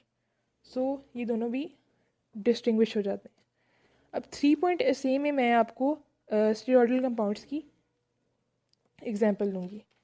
इनको हमारे पास 3 वेवलेंथ्स पे जो है ऐसे किया जाता है। एक होती है 9.8, दूसरी होती है 9.15 और तीसरी होती है 9। इनके ऊपर हम जब इसको सही करते हैं तो 25 बीटा और 25 अल्फ़ा एपिमेरिक स्टेरॉयडल कंपाउंड्स को डिस्टिंग्विश कर पाते हैं। Now moving towards the first type in detail, जो कि यूवी विजिबल स्पेक्ट्रोस्कोपी है। अब यूवी विजिबल स्पेक्ट्रोस्कोपी की डेफिनेशन ये है कि इसके अंदर हम इंटरेक्शन जो है मैटर और इलेक्ट्रोमैग्नेटिक रेडिएशन के दरमियान में उसको इंटरप्रेट करें और उन इलेक्ट्रोमैग्नेटिक रेडिएशन की एब्जॉर्प्शन को मेजर कर रहे हैं। UV visible spectroscopy is about absorption of electromagnetic radiations. That was the point. Type इसकी जो यूवी रेस की हैं वो देखना ज़रूरी है। इसकी 3 टाइप्स होती हैं। पहली टाइप है यूवी सी, जिसकी वेवलेंथ होती है 100 to 290 नैनोमीटर। इसके आगे से सब टाइप्स हैं वैक्यूम, फार और ऑर्डिनरी। वैक्यूम की जो है वो 100 से 190 नैनोमीटर है, फार की 190 से 220 और ऑर्डिनरी की 220 से 290। यूवी जो हमारे पास है विजिबल नहीं, यूवी बी की जो हमारे पास वेवलेंथ है वो है 290 से 320 नैनोमीटर। यूवी ए की जो है वो 320 से 400 नैनोमीटर होती है वेवलेंथ। अब मैं आपको बताना चाहूँगी विजिबल लाइट के कंपोनेंट्स के बारे में। हम ये बचपन से पढ़ते हुए आ रहे हैं विबग्योर। ये एक्रोनिम है जो कि सारे इसके कंपोनेंट्स को एक्सप्लेन कर रहा है। वी से हमारे पास वॉयलेट होता है, आई से हमारे पास इंडिगो होता है, और ब्लू, बी से blue, green, yellow, orange and red. ये इसके सारे कंपोनेंट्स हैं। उनकी डिफरेंट वेवलेंथ्स होती हैं जो मैंने यहाँ पे मेंशन कर दी हैं। ये बात याद रखने की ज़रूरत है कि जो विजिबल लाइट की होती है वेवलेंथ वो 400 से 800 नैनोमीटर तक कॉन्स्टिट्यूट करती है। ये एक्चुअली कुछ बुक्स में 700 भी लिखा हुआ है, 400 से 700, कुछ में 400 से 750, कुछ में 400 से 780 भी लिखा हुआ है। तो अगर आपसे ऐसा कुछ क्वेश्चन पूछा जाए कि विजिबल लाइट की रेंज बताएं, तो आप बता सकते हो कि यूजली बुक्स में 400 से 700 तक लिखा हुआ है, लेकिन मैंने जो है pharmacognosy of trees and animals में 400 से 800 नैनोमीटर भी पढ़ा है, तो आपको एक्स्ट्रा मार्क्स मिलने के ज़्यादा चांसेस होंगे। Now moving towards our spectra. अब यूवी विजिबल स्पेक्ट्रा जो है, जो स्पेक्ट्रोस्कोपी के अंदर स्टडी किया जाता है, वो क्या होता है ये भी जानना बहुत ज़रूरी है। यूवी विजिबल स्पेक्ट्रा जो है हमारे पास कब फॉर्म होता है, जब जो इलेक्ट्रॉनिक एनर्जी है इसके अंदर इस एनर्जी लेवल्स के अंदर चेंज आता है। और ये किसके कंपेयर करता है, vibrational and rotational energy. UV visible spectroscopy के अंदर 3 तरह के एनर्जी चेंजेस होते हैं, electronic energy changes, vibrational energy changes और रोटेशनल एनर्जी चेंजेस। ज़्यादा जो हमारे पास यहाँ पे देखा जाता है वो इलेक्ट्रॉनिक एनर्जी चेंजेस को देखा जाता है। ये एनर्जी चेंजेस काफ़ी लार्ज अमाउंट में होते हैं। इसकी एग्जांपल्स की तरफ आएँ तो हमारे पास 3 एग्जांपल्स हैं, benzyl penicillin, lanatosides, C and alkaloids. अब इसको परफॉर्म क्यों किया जाता है, ये एक्चुअली में ऑक्सोक्रोम्स और क्रोमोफोर्स की वजह से ही स्पेक्ट्रास बनते हैं। ये किस वजह से बनते हैं, ऑक्सोक्रोम्स और क्रोमोफोर्स। क्रोमोफोर्स जो हैं एक्चुअली में ज़्यादा रिस्पॉन्सिबल होते हैं। ऑक्सोक्रोम्स तो एक्चुअली में क्रोमोफोर्स के साथ मिलके ही जो है लाइट एब्जॉर्ब करते हैं। अब जो हमारे पास क्रोमोफोर्स हैं ये एक्चुअली ऐसे स्ट्रक्चरल यूनिट्स या फंक्शनल ग्रुप्स होते हैं जो कि मैक्सिमम यूवी विजिबल लाइट को एब्जॉर्ब करने की एबिलिटी रखते हैं एट स्पेसिफिक वेवलेंथ, जिसको हम यूजुअली लैम्डा मैक्स करते हैं। इसके अंदर कुछ एग्जांपल्स मैंने दी हैं। एजाइड, जो यहाँ पे मैंने पहला बॉन्ड लिखा हुआ है इसको एजाइड बॉन्ड कहते हैं, ठीक है। और जो हमारे पास सेकंड है, सॉरी एजाइड नहीं है, एजाइड में 3 डबल बॉन्ड होते हैं, बिटवीन द नाइट्रोजन। यहाँ पे सिर्फ 2 डबल बॉन्ड्स हैं। सो बट फिर भी you can say it's a azide bond, but आप लोग चेक कर लीजिएगा, आई मे बी रॉन्ग। अब इस तरह के क्वेश्चन पूछे जा सकते हैं आपसे, so be careful about them. Second पे है हमारे पास इन बॉन्ड, दो कार्बन आइटम्स के दरमियान बॉन्ड। थर्ड नंबर पे हमारे पास कार्बोनाइल कंपाउंड। ये तीनों जो फंक्शनल ग्रुप्स हैं ये क्रोमोफोर्स हैं। ऑक्सोक्रोम्स जो एक्चुअली हमारे पास होते हैं ऐसे पोलर ग्रुप्स होते हैं जो क्रोमोफोर्स के साथ मिलके उनकी इंटेंसिटी ऑफ लाइट को अफेक्ट करते हैं, मॉडिफाई करते हैं, लेकिन अकेले उनका कोई काम नहीं है। जस्ट लाइक ज़ीरो अकेले तो कुछ भी नहीं है, लेकिन जब वो 1 के साथ मिलता है 10, 100, 1000, लाख, बहुत ऊपर चला जाता है। This is the same like auxochromes. इसके अंदर जो एग्जांपल आती है वो है हाइड्रोक्सिल ग्रुप, और यहाँ पे आ जाती है aryl, oxy aryl, oxy alkyl भी कह सकते हैं। Next moving towards the types of shifts caused by auxochromes. अब जो ऑक्सोक्रोम्स हैं डिफरेंट टाइप्स ऑफ शिफ्ट्स और इफेक्ट्स प्रोड्यूस करते हैं, जिनकी वजह से उनको 4 डिफरेंट क्लासेस में क्लासीफाई किया जाता है।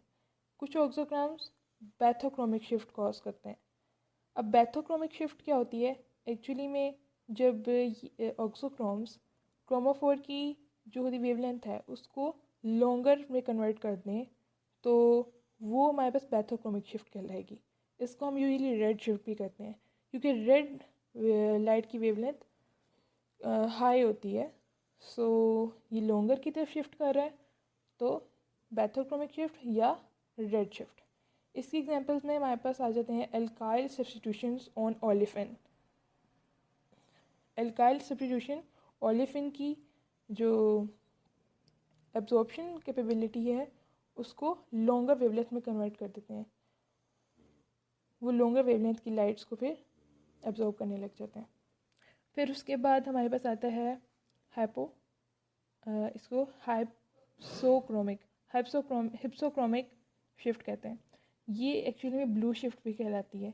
इसमें क्या होता है कि जो हमारे पास ऑक्सोक्रोम है वो उस फंक्शनल ग्रुप या क्रोमोफोर की वेवलेंथ को शॉर्टर में कन्वर्ट कर देगा, यानी कि अब जो हमारे पास कंपाउंड है वो अपने अंदर शॉर्टर वेवलेंथ के को एब्जॉर्ब करेगा, कि इलेक्ट्रोमैग्नेटिक रेडिएशंस को एब्जॉर्ब करेगा।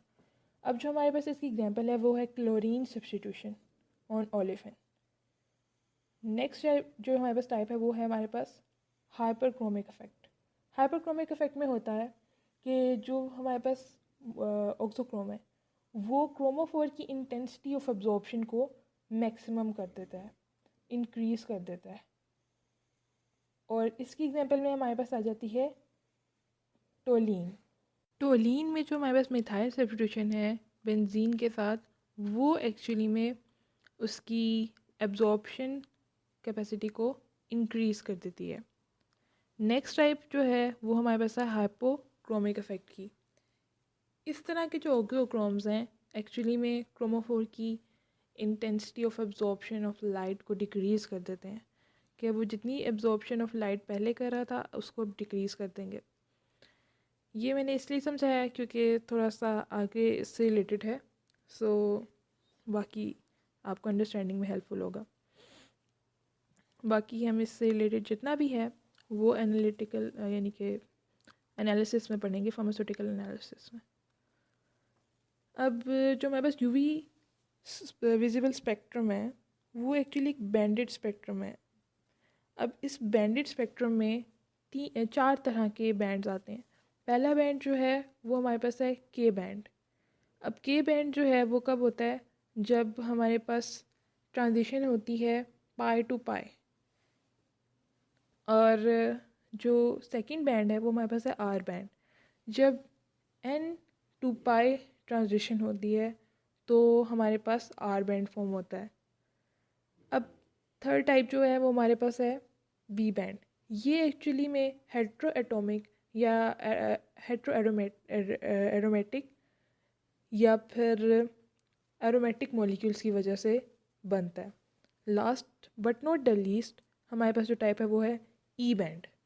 ई बैंड जो है वो एक्चुअली में हमारे पास कैसे रिजल्ट होता है, इलेक्ट्रॉन की oscillation with in the aromatic ring की वजह से, रेजोनेंस यू कैन से, उसकी वजह से ई बैंड फॉर्म होता है। ये कुछ बेसिक कॉन्सेप्ट्स थे जो आपकी बुक में दिए हुए थे, मैंने उनको थोड़ा सा एलेबरेट कर दिया सेपरेट आउट करके। Next moving towards infrared spectroscopy.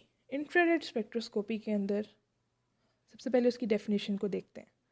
इसमें हम एब्जॉर्प्शन ऑफ इंफ्रारेड रेडिएशन को या इमिशन ऑफ इंफ्रारेड रेडिएशन को डिस्कस करते हैं। सॉरी, इमिशन तो किसी और इंफ्रारेड स्पेक्ट्रोस्कोपी में करते हैं, यहाँ पे सिर्फ एब्जॉर्प्शन को डिस्कस करते हैं। अब इसकी एग्जांपल हैं, इस स्पेक्ट्रोस्कोपी के थ्रू हम पाइलोकार्पिन और फाइसोस्टिग्माइन इन दोनों को एनालाइज करते हैं।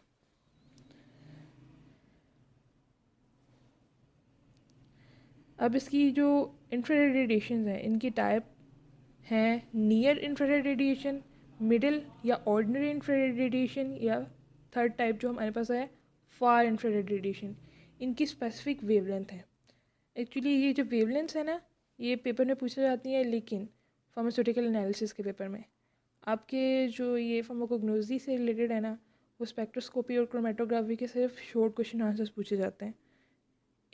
ज़्यादातर क्रोमेटोग्राफी में से पूछे जाते हैं, वो थोड़ा लॉन्ग टॉपिक है इसलिए मैंने उसको सेकंड पे रखा।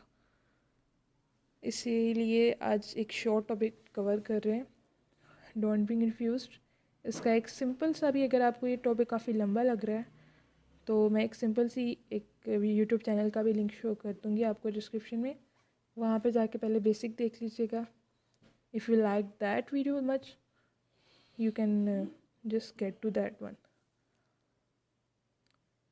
इंफ्रारेड स्पेक्ट्रा जो होते हैं वो एक्चुअली में वाइब्रेशनल और रोटेशनल एनर्जी की वजह से अराइज होते हैं। इसके अंदर जो दो तरह के रीजन्स होते हैं, ये बहुत इंपॉर्टेंट क्वेश्चन है, हर जगह पूछा जाता है, व्हाट इज़ फिंगरप्रिंट रीजन। कहने को तो पूरा का पूरा infrared spectra is a fingerprint region, लेकिन स्पेसिफिकली एक स्पेसिफिक पार्ट होता है इंफ्रारेड स्पेक्ट्रा का जिसको हम फिंगरप्रिंट रीजन का नाम देते हैं। ये हर कंपाउंड का डिफरेंट होता है। इसकी जो ये वेवलेंथ है ये बहुत इंपॉर्टेंट होती है, 8 to 25 माइक्रोन इसके अंदर ये लाया करता है। हमारे पास फार्माकोग्नोसी की बुक के अंदर थोड़ा सा डिफरेंट लिखा हुआ है, you can check that one out as well, but ये एक डिफाइंड वैल्यू है जो मैंने यहाँ पे दी है। ये सुधा में भी लिखी हुई है और डिफरेंट बुक्स में लिखी हुई है। अब fingerprint region is a rich, intense and clear absorption band जो हर फंक्शनल ग्रुप का अलग अलग होता है। अब सेकंड पार्ट जो होता है इंफ्रारेड स्पेक्ट्रा का, वो होता है ग्रुप फ्रीक्वेंसी रीजन। ये एक्चुअली में 2.5 to 8 माइक्रोन तक रहता है। और ये एक्चुअली में क्या होता है, intense absorption band associate with bending and stretching vibration of particular functional group. ये भी हर फंक्शनल ग्रुप के लिए पर्टिकुलर होता है, लेकिन मोर स्पेसिफिकली अगर हम बात करें ना, तो fingerprint region is the best way to identify any compound. Next हम फ्लोरेसेंस स्पेक्ट्रोस्कोपी की तरफ आते हैं। फ्लोरेसेंस स्पेक्ट्रोस्कोपी एक्चुअली में फ्लोरेसेंस की वजह से ही जो है ओरिजिनेट हुई। फ्लोरेसेंस एक्चुअली में क्या है, कुछ जो सब्सटेंसेस हैं वो यूवी लाइट को एब्जॉर्ब करते हैं और जब वो री इमिट करते हैं उसको, तो उसकी वेवलेंथ को लॉन्ग कर देते हैं। तो ऐसे कंपाउंड्स को हम क्या कहते हैं, फ्लोरेसेंट कंपाउंड्स। और इनकी जो इनके स्पेक्ट्रा की स्टडी को फ्लोरेसेंस स्पेक्ट्रोस्कोपी। अब जो हमारे पास फोटो एक टर्म है जिसको हम कहते हैं फोस्फोफोरेसेंस। फोस्फोरेसेंस ये एक्चुअली में फ्लोरेसेंस से कैसे डिफरेंस है? फोस्फोरेसेंस ये एक्चुअली में डिलेड री इमिशन ऑफ लाइट की वजह से फिनोमेना देखने में आया है। कुछ कंपाउंड जो हैं जब वो एब्जॉर्ब करते हैं अपने अंदर यूवी लाइट को, वो इमीडिएटली इसको री इमिट नहीं कर देते, कुछ देर तक उसको अपने पास रखते हैं और एक्साइटेड स्टेट में रहते हैं, और थोड़ी देर बाद में जाके उसको री इमिट करते हैं और वापस ग्राउंड स्टेट पे आ जाते हैं। ऐसे कंपाउंड्स के लिए जो फिनोमेना है उसको कहते हैं फोस्फोरेसेंस।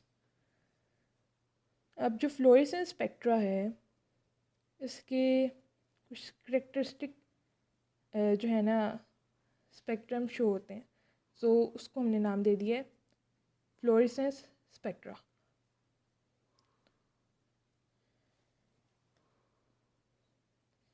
अब जो हमारे पास इसके अंदर सैम्पल हैंडलिंग है फ्लोरेसेंस स्पेक्ट्रोस्कोपी में, वो बहुत इंपॉर्टेंट होती है।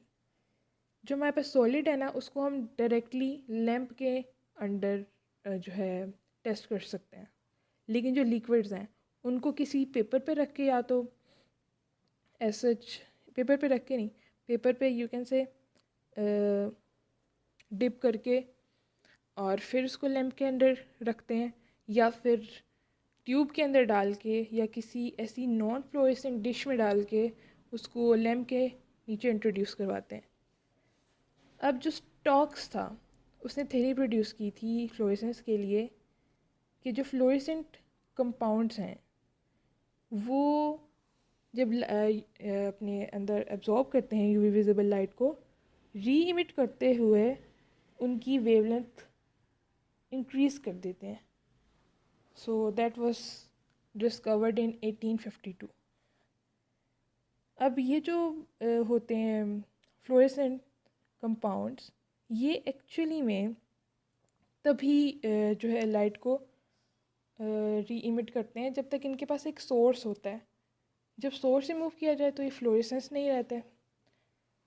ऐसा ये नहीं है कि इनकी एबिलिटी टू फ्लोरेसेंस चली गई है, फ्लोरेसेंस एबिलिटी चली गई है, बस ये है कि ये इनकी इस एबिलिटी को देखने के लिए हमारे पास एक लाइट सोर्स होना चाहिए। कुछ कंपाउंड्स जो हैं वो एक लाइट सोर्स के बगैर भी डे लाइट में फ्लोरेसेंस शो करते हैं। ऐसे कंपाउंड्स की कुछ एग्जांपल हैं एम्बेलिफेरॉन। एम्बेलिफेरॉन फैमिली के कंपाउंड्स को अगर स्पेसिफिकली ट्रीट किया जाए तो उनके सॉल्यूशंस डे लाइट में भी फ्लोरेसेंस शो करते हैं। सबसे पहले उनको एसिड के साथ ट्रीट किया जाता है, फिर उसको एल्कोहलिक अमोनिया के साथ फिल्टर आउट कर लिया जाए तो वो एक फ्लोरेसेंट सोल्यूशन बन जाता है। ये एग्जांपल मैंने यहाँ पे इसलिए दिया है क्योंकि मैंने आपसे एक डिस्कस करनी थी बात कि जो हमारे पास एक आर्टिफिशियल सोर्स ऑफ लाइट है वो ज़रूरी है कि नहीं फ्लोरेसेंस देखने के लिए। एक्चुअली जो हमारे पास हम सोर्स लेते हैं लैंप का, वो एक्चुअली एक मोर रिलायबल मेथड है। हर तरह के कंपाउंड के लिए फिर वो शो हो जाती है फ्लोरेसेंस, लेकिन जो डे लाइट है ना वो इतनी रिलायबल सोर्स नहीं है। वो एक यू कैन से हर तरह के कंपाउंड के लिए नहीं होती यूज़फुल। और एम्बेलिफेरॉन कंपाउंड्स के अंदर भी पहले उनकी ट्रीटमेंट करनी पड़ती है, फिर वो डे लाइट के अंदर फ्लोरेसेंस शो करते हैं। सो यही बात मैंने यहाँ पे डिस्कस करनी थी कि fluorescence with artificial lamp is a more reliable method अगर आपको फ्लोरेसेंस किसी भी कंपाउंड की देखनी है। अब जो बुक है उसके अंदर बहुत सारी एग्जांपल्स दी हुई हैं with the colours cinchona bark, berberine, emetine, और इस तरह की बहुत सी एग्जांपल दी हुई हैं। आप वहाँ से वो सारी की सारी एग्जांपल्स देख सकते हैं। जो कॉन्सेप्ट्स हैं वो मैंने यहाँ पे डिस्कस किए हैं सिर्फ। अब ऐसे कुछ कंपाउंड्स होते हैं जिनकी फ्लोरेसेंस चेक करने से पहले उनको ऑक्सीडाइज करवाना पड़ता है, तो जब तक उनको ऑक्सीडाइज नहीं करवाएंगे तब तक वो फ्लोरेसेंस नहीं शो करेंगे। So first we are required to get them in the oxidised state. Moving towards the next point. अब ये जो फिनोमेना है इसको ऑब्जर्व करने के लिए कोई भी इम्प्योरिटी हमें नहीं चाहिए। यहाँ पे इम्प्योरिटी से क्या मुराद है कि कोई भी क्रोमोफोरिक ग्रुप या ऑक्सोक्रोम ग्रुप नहीं अटैच होना चाहिए कंपाउंड के साथ, उनको सेपरेट आउट करना चाहिए। अब क्रोमोफोर ग्रुप को तो हम सेपरेट आउट कर सकते हैं bye identifying in the specific wavelength. अब ऑक्सोक्रोम को कैसे आइडेंटिफाई करेंगे? उसको आइडेंटिफाई करने के लिए हमारे पास एक टेक्निक है जिसको हम कहते हैं यूवी बैकग्राउंड। हम यूवी बैकग्राउंड प्रोवाइड करते हैं उस सैंपल के ऊपर, और फिर उसको जब एनालाइज करते हैं तो वो ऑक्सोक्रोम ग्रुप्स डार्क स्पॉट्स की फॉर्म में हमें अपीयर हो जाते हैं। This is the way to separate them out. Now moving towards spectrophotometry. Spectrophotometry actually में मैं पहले भी डिस्कस कर रही हूँ, ये एक्चुअली में लाइट की एब्जॉर्प्शन को मेजर करती है। अब यहाँ पे इसके परफॉर्म करने के लिए स्पेक्ट्रोफोटोमीटर यूज़ किया जाता है, जिसके कुछ कंपोनेंट्स हैं। एक होता है लाइट सोर्स, जिसको हम लैंप कहते हैं। दूसरा होता है ग्रेटर और फिल्टर। ग्रेटर जो है उस लाइट सोर्स में से निकलने वाली लाइट को ग्रेड कर देता है, डिफ्रैक्शन ग्रेड कर देता है। और फिर फिल्टर जो है उसमें से एक स्पेसिफिक कंपोनेंट ऑफ लाइट को आगे पास ऑन करता है। और ये जो स्पेसिफिक कंपोनेंट ऑफ लाइट है solution of the chamber solution में से पास करता है, और डिटेक्टर जो है उस लाइट को गैदर आउट कर लेता है जो सॉल्यूशन में से गुजरने के बाद निकली होती है। फिर वो सेंड कर देता है फोटो इलेक्ट्रिक सेल को, जो एज ए रिकॉर्डर भी है, और वो उस पूरे के पूरे स्पेक्ट्रा को रिकॉर्ड आउट कर देता है और फिर बाद में उसको इंटरप्रिटेशन के लिए भेज देता है। अब इसकी कुछ एग्जांपल्स हैं जो मैं आपसे डिस्कस करना चाहती हूँ, जिसमें हमारे पास हम पहले भी पढ़ा है 3 point essay of steroidal compounds. ये एक्चुअली में स्पेक्ट्रोफोटोमेट्री से बहुत अच्छे से परफॉर्म किया जा सकता है। अब नेक्स्ट टाइप जो है हमारे पास है न्यूक्लियर मैग्नेटिक रेजोनेंस स्पेक्ट्रोस्कोपी। इसकी डेफिनेशन कुछ इस तरह से है कि it is the measurement and interpretation of radio frequency waves which induces the transition in the nuclei by absorbing the radio frequency waves। अब इसमें सिर्फ सिंपल बात है, इसके नेम से ही शो हो रहा है कि जो हमारे पास न्यूक्लियस का जो है यू कैन से रोटेशन या ऑरा, वो एक्चुअली में कपल हो गया है मैग्नेटिक उसके साथ, फील्ड के साथ रेजोनेट करने लग गया। So this is nuclear magnetic resonance. अब इसमें क्या होता है कि इंटरेक्शन होती है रेडियो फ्रीक्वेंसी वेव्स के साथ, और इन वेव्स के साथ जो इंटरेक्शन होती है न्यूक्लियाई की, उसमें से एक स्पेसिफिक किस्म के स्पेक्ट्रम निकलता है जिसको हम मेजर करते हैं और इंटरप्रेट करते हैं। अब रेजोनेंस क्या है? रेजोनेंस एक्चुअली में चेंज इन द स्पिन है, change in the nuclear spin from low to high energy states. जब कोई भी न्यूक्लियस ग्राउंड स्टेट पे होता है तो उसकी एनर्जी लेवल कुछ और होती है, उसकी स्पिन कुछ और होती है। जब वो एक्साइटेड स्टेट पे जाता है तो उसकी स्पिन कुछ और होती है।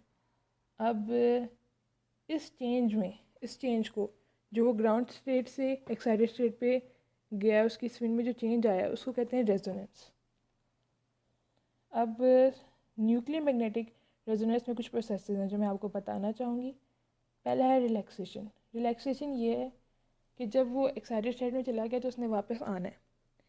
उस वापस आने के अंदर जो वो फिनोमेना शो करता है, न्यूक्लियस दोबारा से अपनी एनर्जी लो एनर्जी स्टेट पे आ जाता है, उसको कहते हैं रिलैक्सेशन। सेकंड है कि जब भी उस पर जो है एटम या न्यूक्लियस, उस पर मैग्नेटिक फील्ड अप्लाई की जाती है तो वो खुद से एक रेजिस्टेंस शो करता है, उसके साथ कपल नहीं होने के लिए एक रेजिस्टेंस शो करता है, तो उसको कहते हैं shielding effect. You can say हमने सुना होगा shielding effect. So this is here shielding. और इन दोनों के दरमियान में जो डिफरेंस आता है ना, कि कपल्ड होने में उसको कितना टाइम लगा शील्डिंग में, तो उसको कहते हैं शिफ्टिंग। वो बाद में डिटेल से पढ़ेंगे। कपलिंग इज़ जब दोनों की स्पिन आपस में मैच कर जाती हैं। न्यूक्लियस की स्पिन मैग्नेटिक फील्ड के साथ मैच कर जाती है, तो इसको कहते हैं coupling. Now moving towards types of NMR, जो कि हमारे करिकुलम का हिस्सा है।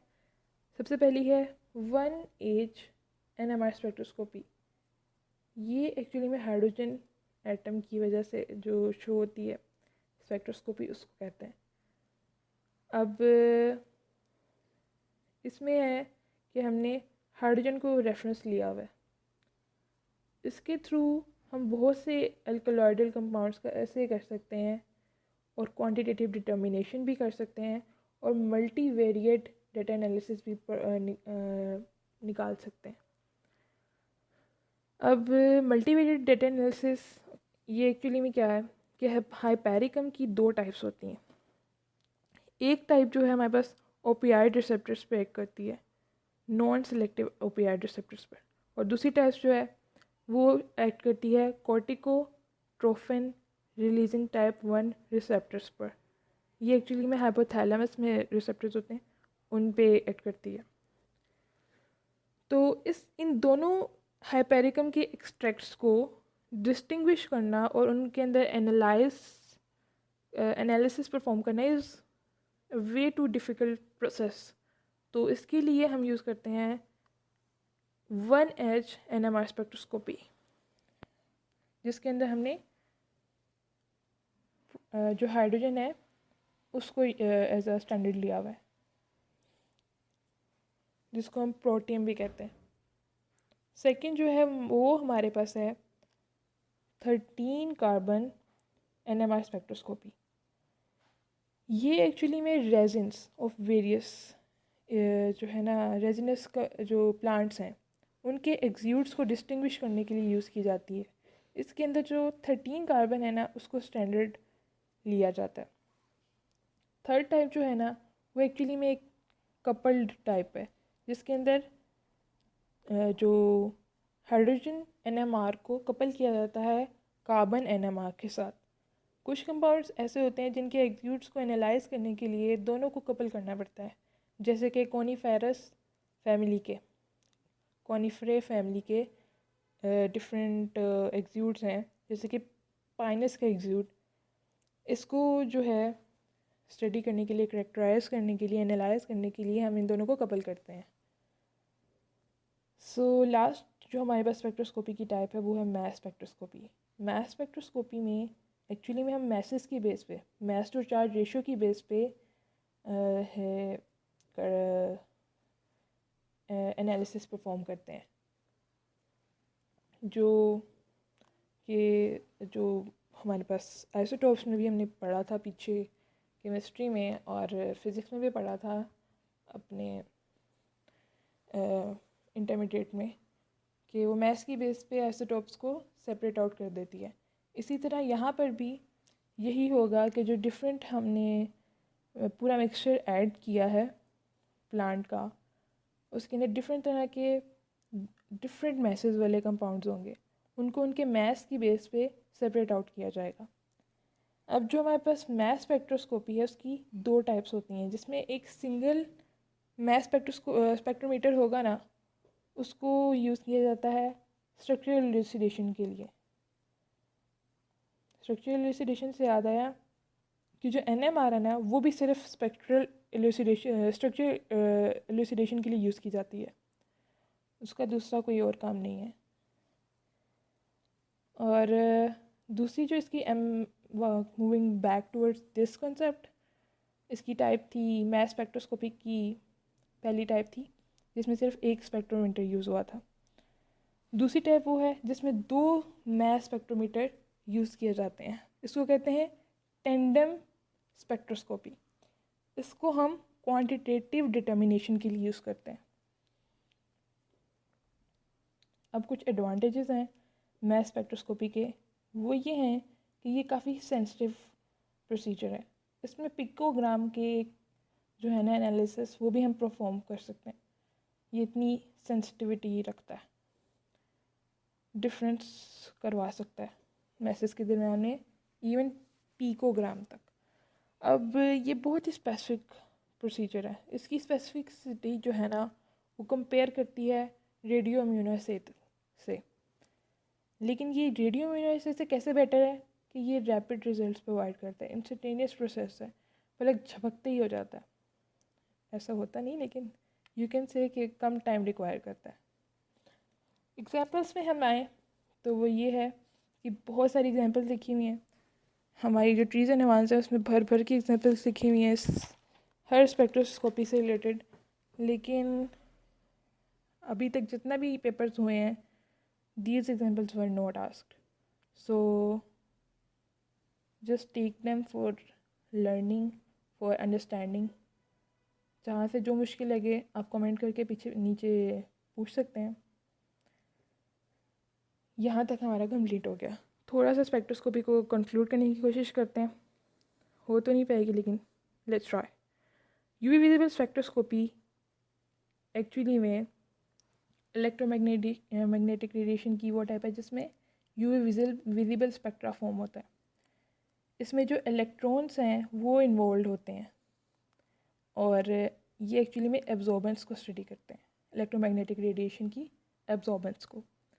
अब जो आईआर स्पेक्ट्रोस्कोपी है उसमें आईआर स्पेक्ट्रा फॉर्म होता है और इसमें हम रोटेशनल और वाइब्रेशनल एनर्जी को स्टडी करते हैं।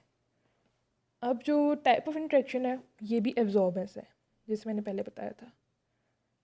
Fluorescence analysis, it's also UV spectra, UV visible spectra ये फॉर्म करता है और ये भी इलेक्ट्रॉनिक एनर्जी को एग्जिबिट करता है। लेकिन इसकी जो इंटरेक्शन की टाइप है वो है इमिशन। ये एक्चुअली में लाइट को इमिट करते हैं, लाइट कह रही हूँ, इलेक्ट्रोमैग्नेटिक रेडिएशंस को इमिट करता है और फ्लोरेसेंस शो करता है। एनएमआर रेडिएशन या एनएमआर स्पेक्ट्रोस्कोपी ये एक्चुअली में रेडियो वेव्स के साथ डील करते हैं। इसके अंदर न्यूक्लियस जो है वो इंटरेक्ट करता है रेडियो वेव्स के साथ और रेजोनेंस का फिनोमेना देखने में आता है। फ्लेम फोटोमेट्री जो है वो एक्चुअली में यूवी विजिबल स्पेक्ट्रा फॉर्म करता है और इसके अंदर एटम्स इंटरएक्ट करते हैं यूवी विजिबल स्पेक्ट्रा के साथ, यूवी विजिबल लाइट के साथ, और इमिशन का प्रोसेस देखने में आता है। एक्सरे डिफ्रैक्शन या क्रिस्टलोग्राफी के अंदर हमारे पास एक्सरे इन्वॉल्व होती हैं इलेक्ट्रॉन्स के डेंसिटीज़ के साथ और डिफ्रैक्शन और स्कैटरिंग का फिनोमेना देखने में आता है। अब एएस एक्चुअली में है एटॉमिक एब्जॉर्प्शन स्पेक्ट्रोस्कोपी या एटॉमिक इमिशन स्पेक्ट्रोस्कोपी। ये भी एक्चुअली में यूवी विजिबल स्पेक्ट्रा फॉर्म करते हैं और इसके अंदर जो एटम्स हैं एब्जॉर्प्शन या इमिशन में इन्वॉल्व होते हैं। जब वो एब्जॉर्प्शन में इन्वॉल्व होंगे तो हमारे पास उसको कहेंगे एब्जॉर्प्शन स्पेक्ट्रोस्कोपी, जब वो इमिशन में इन्वॉल्व होंगे तो कहेंगे emission spectroscopy. That was all about the lecture. Thank you so much for watching it.